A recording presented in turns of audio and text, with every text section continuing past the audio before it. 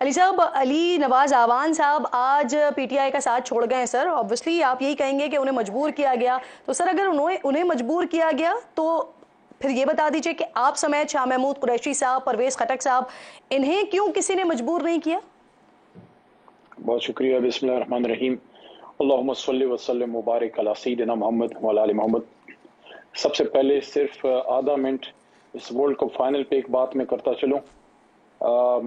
जब world cup final खेला जाएगा तो मैं उस जनरेशन से ताल्लुक रखता हूं जिन्होंने 1992 का वर्ल्ड कप हमने फाइनल देखा था और हमें वो 25 मार्च मेलबर्न क्रिकेट ग्राउंड में सब्ज लाली परचम लहराता हुआ हमारी याद में ताज़ा होता है। अल्लाह करे वो दिन हमारी कौम फिर देखे और एक बार फिर इन मैदानों में पाकिस्तान का सब्ज हिलाली परचम फाते के तौर पे लहराए। इंशाल्लाह वो होगा। हमें अपनी टीम के साथ खड़ा रहना चाहिए और अपने हीरोज को सपोर्ट करना चाहिए, इस बात के साथ कि बेशक भारत के हारने का हमें खुशी होती है, लेकिन असल खुशी तब होगी जब भारत को हम हराएं।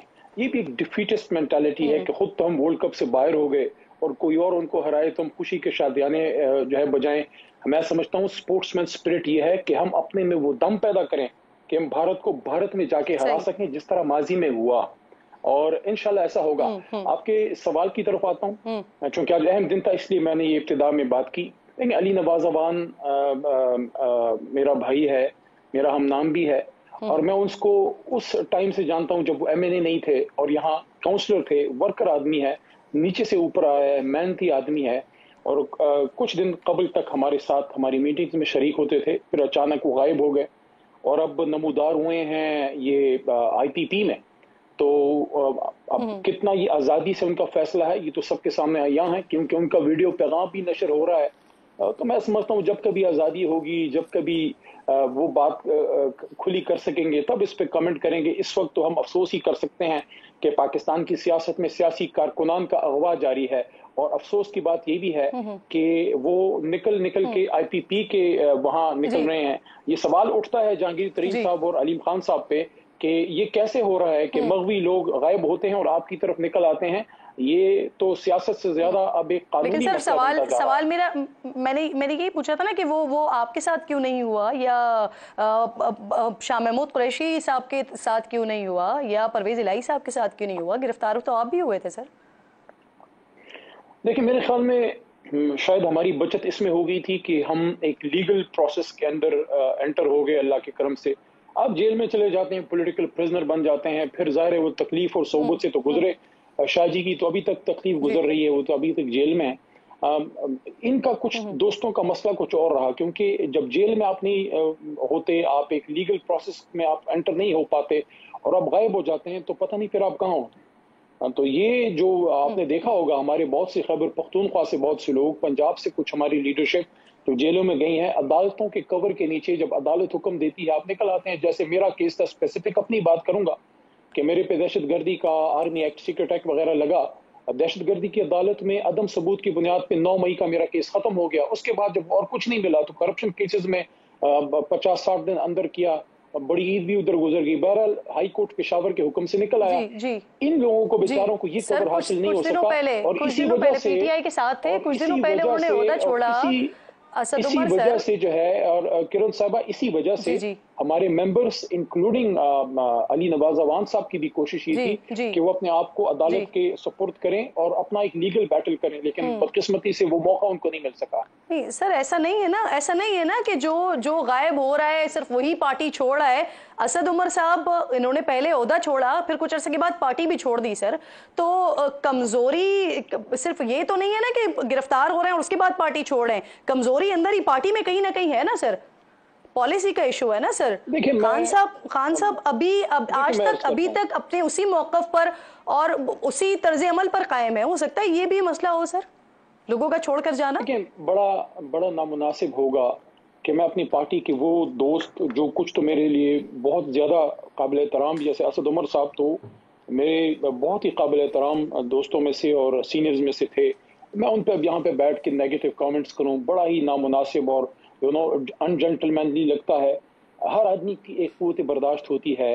असद साहब जो हैं वो एक एजुकेटेड आदमी, और मैं तो आज भी समझता हूँ पाकिस्तानी सियासत में वो एक ताज़ा हवा का झोंका थे, जब ये समझा जाता है कि पाकिस्तान में सिर्फ ताकतवर आदमी या वो आदमी जो कि एक ट्रेडिशनल सियासतदान हो, आपका एक प्रोफेशनल आदमी, एक टेक्नोक्रेट आदमी, काबिल आदमी, साफ शफाफ उसका किरदार, और 10 साल पॉलिटिक्स में रहे, बड़ी बड़ी पोस्टों पे रहे, आपके प्लानिंग मिनिस्टर रहे, फाइनेंस मिनिस्टर रहे, करप्शन का कोई एक केस नहीं है। तो ऐसे लोगों का सियासत से दूर होना, आप किरण बीबी क्या नहीं समझती? आप तो खुद वर्किंग जर्नलिस्ट हैं, आप नहीं समझती कि हमारी सियासत के लिए अच्छा नहीं है? मोहम्मद खान साहब, अगर आप ये मान रहे हैं कि असद उमर साहब पढ़े लिखे इंसान थे, सुलझे हुए इंसान हैं, तो फिर आप ये भी माने ना कि वो जो कह रहे हैं कि वो इमरान खान को रोकते रहे, इदारों से टकराव से वो इमरान खान साहब को रोकते रहे, वो इस तर्ज सियासत से इमरान खान साहब को रोकते रहे, लेकिन इमरान खान साहब टकराव की सूरत हाल की तरफ ही आगे बढ़ते रहे। नहीं, मैं इस बात को भी माने। मुझे इस पे कहने दीजिए, मुझे इस पे जवाब देने दीजिए। देखिए,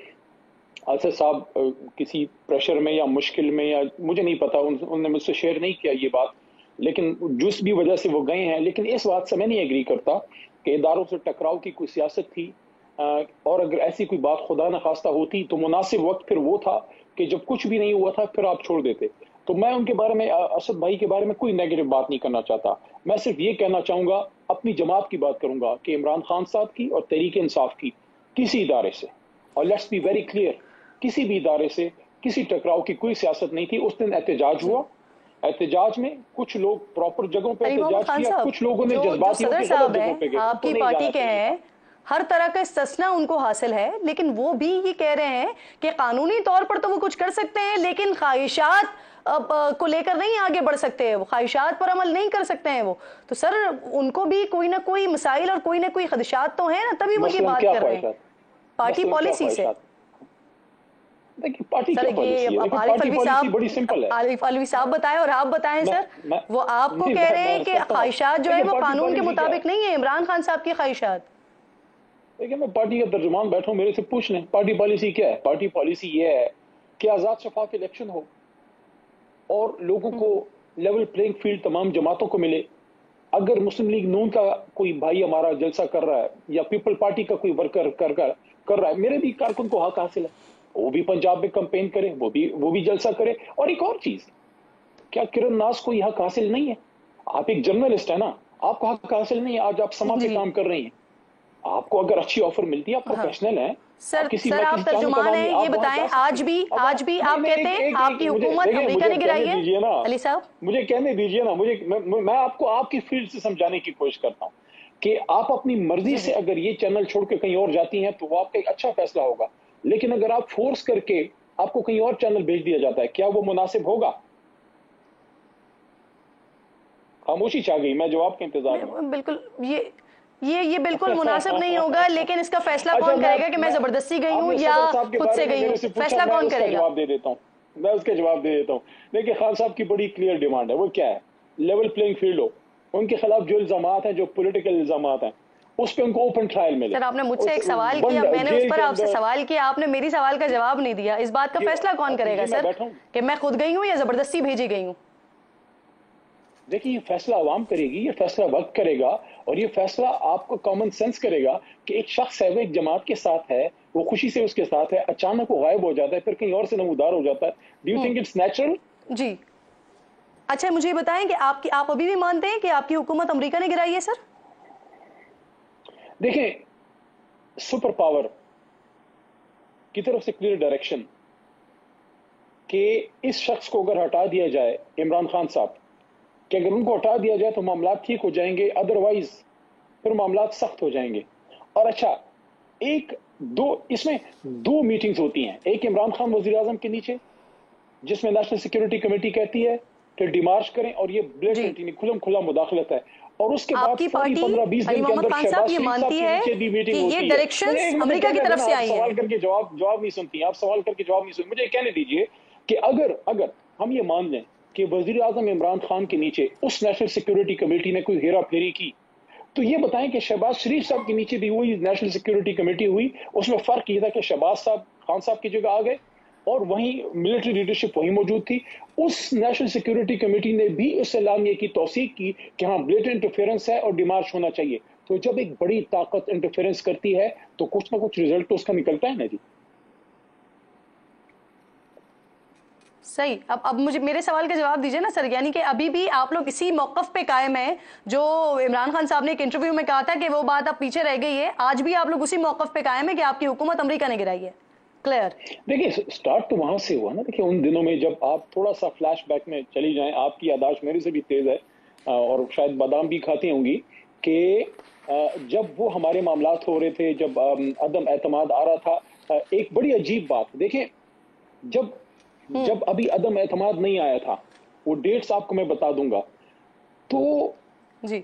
जब मुस्लिम लीग नून और पीपल्स पार्टी के मेन लोगों को भी नहीं पता था, अदम एतमाद अभी हमारे खिलाफ जमा भी नहीं हुई थी, और वहां डेविड लू साहब जो हैं वो असद मजीद साहब को कह रहे हैं कि जनाब अदम एतमाद अगर कामयाब ना हुई तो ये होगा और अगर होगी तो वो होगा। जी। जब पाकिस्तान में अभी अपोजिशन ने अदम एतमाद जमा भी नहीं की थी, वहां कैसे हमको पता लग गया था? तो कुछ तो था अच्छा, जिसकी तो अलीमा पर्दादारी। खान साहिबा कह रही हैं, जो इमरान खान साहब की बहन मिलके आई, मुलाकात करके आई, कह रही हैं पाकिस्तान में इंसाफ नहीं मिलेगा तो वो अमेरिका जाएंगी डोनाल्ड लू के खिलाफ। पार्टी उनके साथ खड़ी हुई है इस फैसले पर, आप लोग देखिए, वो जाएंगे? उनकी उनकी बहन है, उनका अपने भाई से एक जज्बाती लगाव है और इसलिए वो उस पर बात करती हैं, और जो उन्होंने ये बात रखी है उसको कोर कमेटी देखेगी और उसके बाद एक मुनासिब फैसला इस पे करेगी। जो हो सकेगा इमरान खान साहब की रिलीज के लिए कोर कमेटी जो है उसमें कोई भी किसी किस्म के लिए तो लाल नहीं की जाएगी। बाहर अमेरिका जाके उस पर केस करना है, उसके बारे में भी कोर कमेटी ने कोई फैसला नहीं किया। अली साहब, कोर कमेटी इस मामले पर गौर कर रही है कि डोनाल्ड लू के खिलाफ अमेरिका में केस किया जाए? देखिए, अभी तक जो पिछली कोर कमेटी हुई है उसमें तो अभी ये जेर बहस नहीं आया। हो सकता है कल वाली में आ जाए या जो भी अभी मीटिंग होती है, लेकिन अभी तक कोर कमेटी में इसको डिस्कस नहीं किया।